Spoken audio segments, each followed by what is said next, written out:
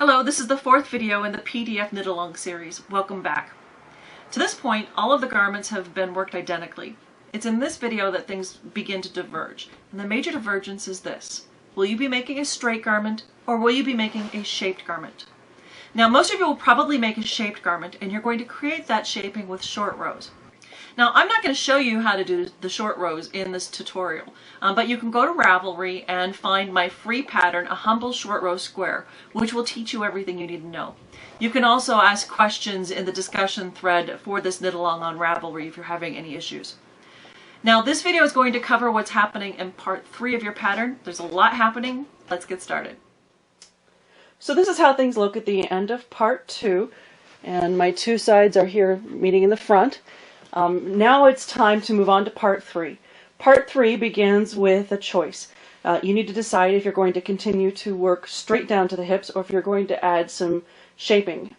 And the shaping version would be what you would make for obviously a woman, but you would also want it for a larger man, a man who's larger through the hips than through the chest.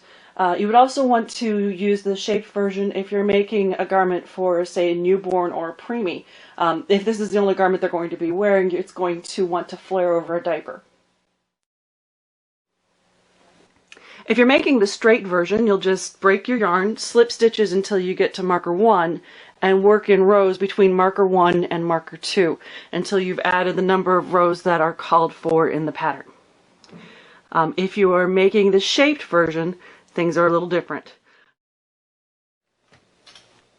Alright, for the shaped version of part 3, you're going to begin by transferring stitches from the end of needle 1 to the ends of needle 2 to hold them. You're not going to be working them for this part of part 3. This is going to be your neck opening. If you decide that you don't want such a deep neck opening, obviously you would transfer fewer stitches.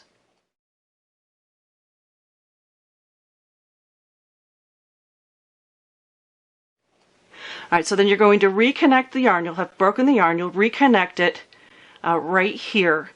This is the left front edge. And then you're going to work in short rows. The row is going to extend down to marker 1. You'll increase on each side of marker 1, around to marker 2, increase on each side of marker 2, and then up to the end of needle 1. And then you're trying to wrap and turn and come back. And do the same over here. And then you'll work a wrap and turn 3 stitches before the previous wrap on each side. So you're going to keep this up, working short rows. It's going to create a triangle along each front edge. And you're going to do that until one of two things happen. Either you will have worked all the rows that you need to give you the length that you want, or you will have worked a wrap row where the wrap is going to be one of the first 4 stitches after the marker on the front edge. That will be your final short row. And what you do next will depend on which happens first.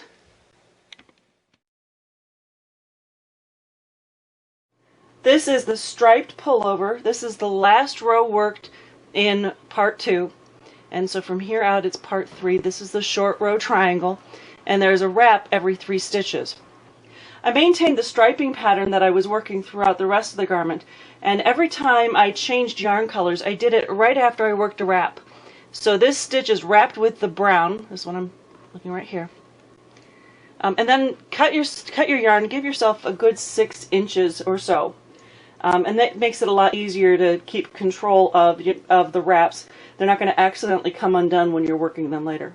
Remember how I told you that either you'll finish the short row triangles first or you'll finish the total length first? Well, this finished the short row triangles first. So before I continue and add more length, I need to work one long row that will work all of the wraps together with the stitches. So it is in this section where you have got to decide, are you going to be making a cardigan or are you going to be making a pullover?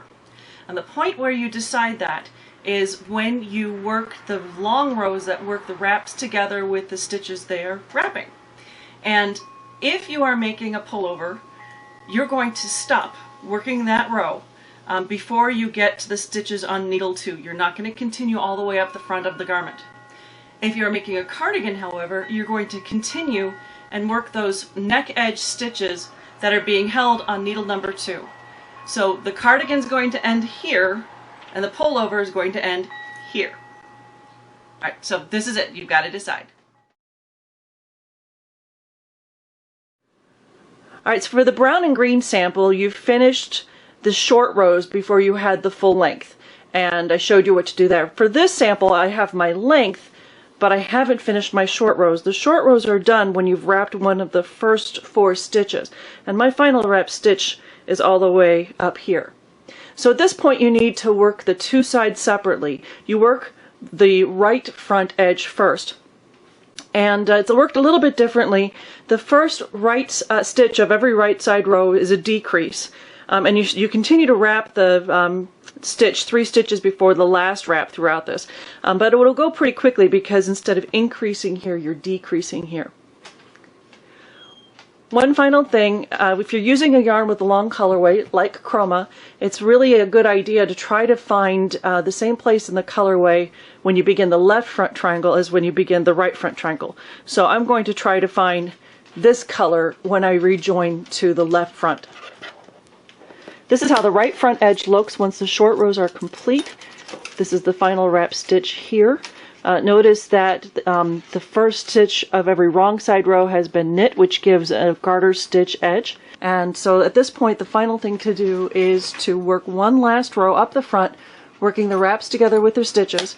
And I've decided that this is going to be another pullover, so I am going to finish this row at the end of needle 1. I am not going to continue on the stitches to from needle 2. All right. Break the yarn and then repeat the same process on the left front. That wraps up the discussion for part 3. Next time we're going to cover part 4. And until then, happy knitting!